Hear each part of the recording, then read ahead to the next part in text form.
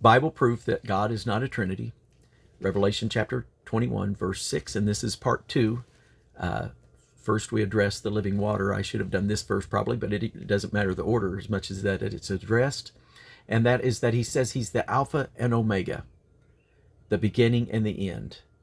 And what this could point us certainly to Isaiah and the various words that are spoken in, I believe, Isaiah 40 and Isaiah 44, where it calls him the first and the last, the Alpha and Omega, something along those lines that lets us know this all ties there. But I believe that this has a literary device included in it, that John was pointing us, the reader, back to chapter 1 of his book, which is the beginning. And he quotes these same words in chapter 1 and verse 11. And so if you come back to chapter 1, verse 11 now, he says, I am Alpha and Omega, the first and the last, what thou seest write in a book. And this is what John is hearing, and he talks about the 7 churches, and then he turns to see the voice that spake unto him. And being turned, I saw 7 golden candlesticks, and in the midst of the 7 golden candlesticks, one like unto the Son of Man, clothed with a garment down to the foot, girt about the paps with a golden girdle, and his hair and his hairs were like wool, as white as snow, and his eyes were as a flame of fire, and his feet like fine brass as they burned in a furnace, and his voice as the sound of many waters.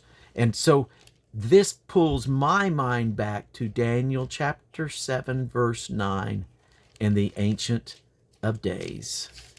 And I believe that John is wanting us to see and understand Jesus Christ, the one on the throne, as the same one that was on the throne in Daniel chapter 7, verse 9.